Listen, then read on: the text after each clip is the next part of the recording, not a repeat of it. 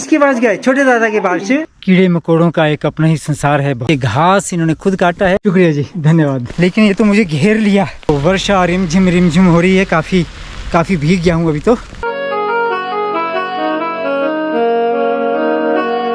अभी मैं पहुंचा हूँ यहाँ मंडी में। डॉगी है बड़ा खतरनाक। Hello doggy, hello, bye bye. Wow, किसके पास गए? छोटे दादा के पास से। क्या बात है। ये मैं अभी मंडी कोटली सड़क पर बढ़ रहा था। देवधार से आगे और साई गलू से पीछे, लेकिन इस हरे से जंगल ने, हरी भरी इस धरती ने मुझे खींचा। तो देखना चाहता हूँ कि इसके ऊपर क्या है। सामने नीचे सड़क पर खड़ी है मेरी गाड़ी, और यहाँ देखिए कितना खूबसूरत जंगल मुझे नज़र आया। जंगल में रास्ता बनाता हुआ, नया रास्ता ढूंढता हुआ मैं बढ़ रहा हूँ ऊपर की ओर। वाह क्या बढ़िया है। देखिए ऊपर तो मुझे मैदान सा नज़र आ रहा है। देखता हूँ कुछ मिल जाए।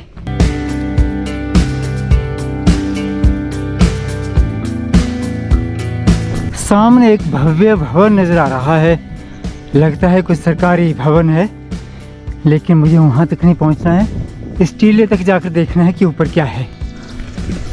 हरियाली चारों तरफ खूब छाई है। हालांकि अभी पानी कम बरसा इस बरसात में, लेकिन फिर भी चारों ओर पत्तियाँ हरी भरी हो गई हैं, तो अच्छा लग रहा है देखने को। ये देखिए यहाँ कितने खूबसूरत दरख्त उगे हुए हैं।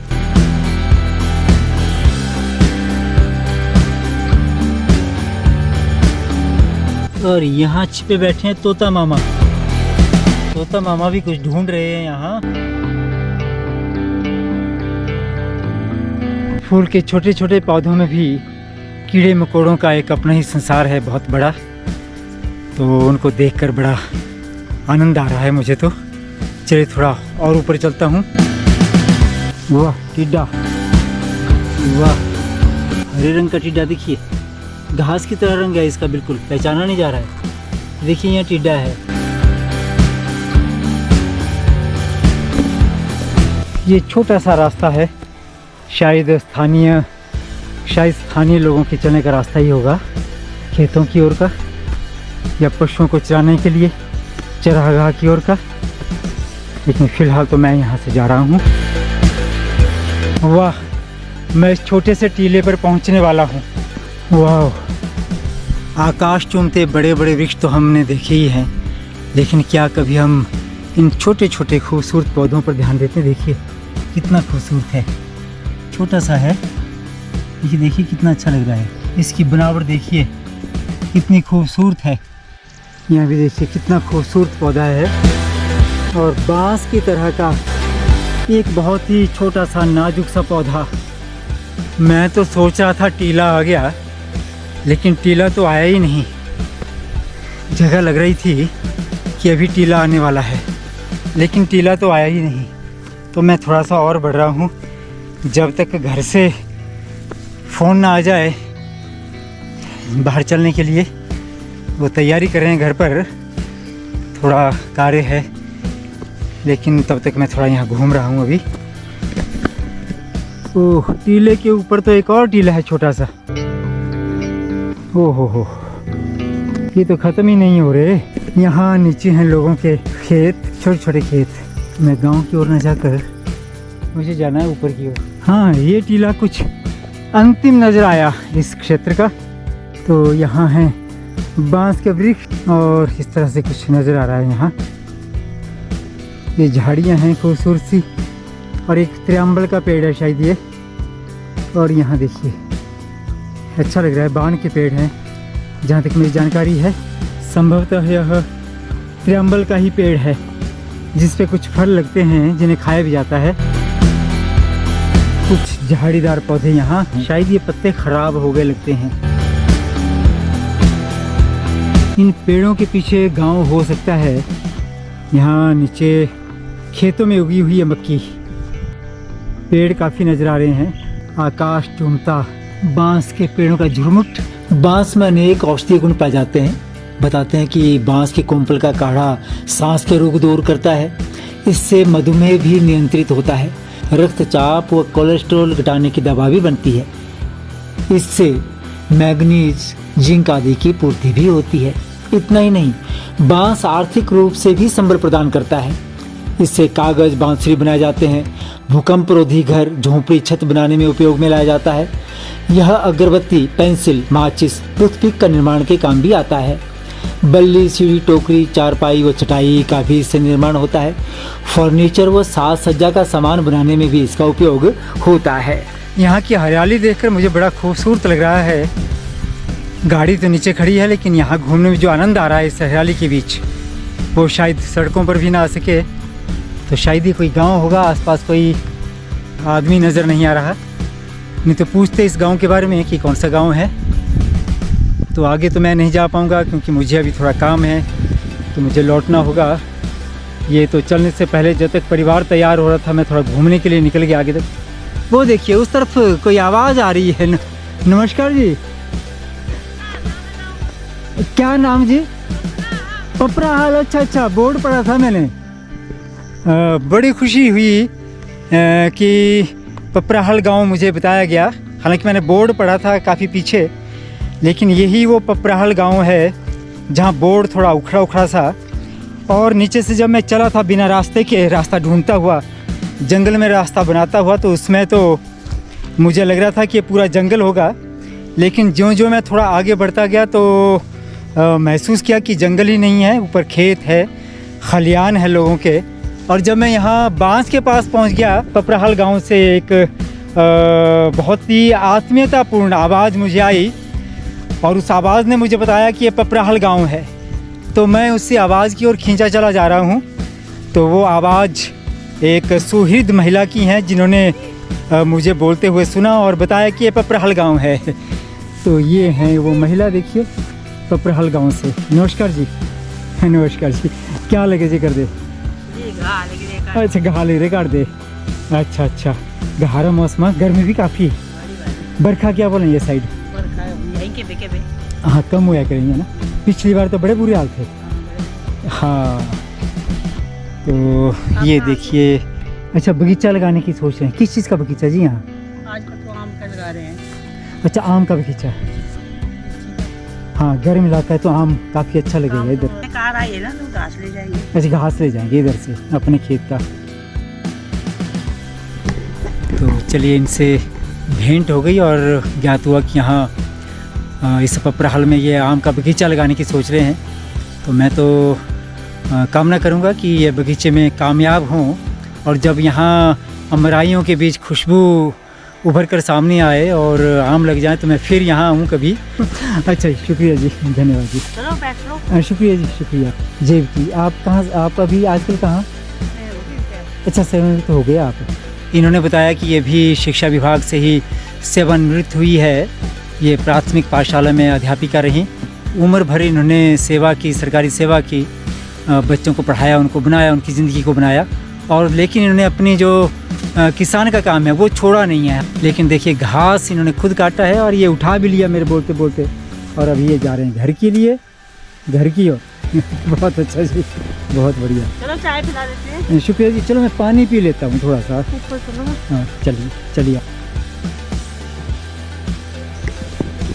तो इनके साथ साथ मैं यहाँ आ गया पपराहल गांव में। प्यास लग रही थी, गर्मी काफ़ी पड़ गई थी उस जंगल के रास्ते से आते हुए। तो मैंने कहा चलो पानी पी लेता हूँ और फिर चलता हूँ वापस। पहाड़ी इलाके में एक से एक बढ़कर गांव हैं, लेकिन अगर आप सड़क के मार्ग से घूमते हैं तो उन सब गांवों से परिचय नहीं हो पाता। लेकिन आप थोड़ा सा सड़क छोड़कर इधर उधर निकलते हैं तो खूबसूरत गांवों के साथ साथ बहुत ही बेहतर स्वभाव के लोगों से भी भेंट होती है, जिनसे नई नई जानकारियाँ मिलती है और बड़ा आनंद आता है। ये देखिए, यहाँ भी तुलसी विराजमान है। तुलसी की हर घर में पूजा की जाती है। तो यहाँ इनके घर में भी देखिए, यहाँ तुलसी अपने यौवन पर पहुँचने जा रही है। और आगे है फूल, वहाँ रखी है गड़बी।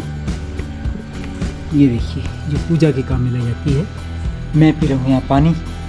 और ऐसे में जब प्यास लगी हो तो पानी का स्वाद और भी बढ़ जाता है। हालांकि ग्रामीण क्षेत्रों में जो पानी होता है बड़ा मीठा होता है, प्राकृतिक स्रोतों का ये पानी होता है। हाँ, मज़ा आ गया जी, शुक्रिया जी, धन्यवाद। तो यहाँ पानी पीने के बाद मैं फिर लौट चला हूँ समिधा कॉम्प्लेक्स की ओर, जहाँ परिवार मेरी प्रतीक्षा कर रहा है। सामने पहाड़ी पर पड़ गई है वर्षा, तो वर्षा तेज़ी से अगर आ रही होगी तो यहाँ जल्दी आ जाएगी और मुझे मुश्किल हो जाएगी भागना। तो मैं भी यहाँ से जल्दी हो लेता हूँ जिस रास्ते से आया था, क्योंकि रास्ते की पहचान तो मुझे है नहीं। बस इतना है कि मैं इस रास्ते से होकर आया था, तो इसी रास्ते से होकर मैं पुनः जा रहा हूँ। थोड़ा नीचे आ गया मैं, ख्याल मुझे ऊपर चलना चाहिए।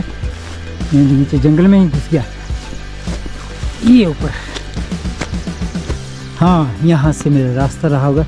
ओ, ये ऊपर रहा मेरा रास्ता, तो इधर से। तो चलिए, सामने वर्षा की वजह से धुंध प्रतीत हो रही है। तो ये है वो टीला जिस पर मैं चढ़ गया था और यहाँ से चारों ओर का दृश्य नज़र आ रहा था। तो अब मैं नीचे जा रहा हूँ फटाफट, जल्दी से। वाह, बटरफ्लाई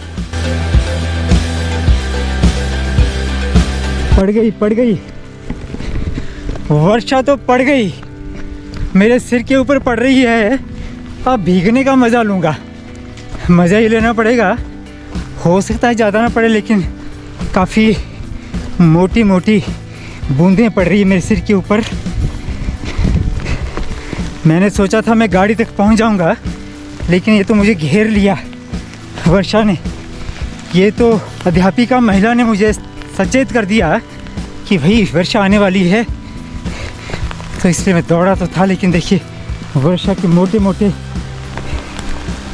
मोटे पानी के ओले पड़ रहे हैं, वर्षा की मोटी बूंदें पड़ रही हैं, और मैं जा रहा हूँ नीचे की ओर।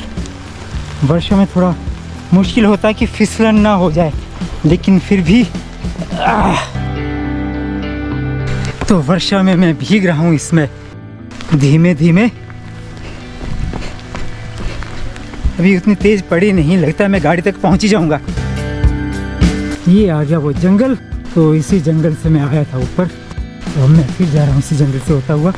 वर्षा कभी धीरे कभी धीमी हो रही है, और फिर अब तेज़ हो गई। लेकिन अब मेरी गाड़ी भी नीचे, सड़क नज़र आने लगी है। अब सड़क नज़र आने लगी है और मैं पहुंच ही जाऊंगा। कांटों ने पकड़ लिया था, नीचे छूट गया।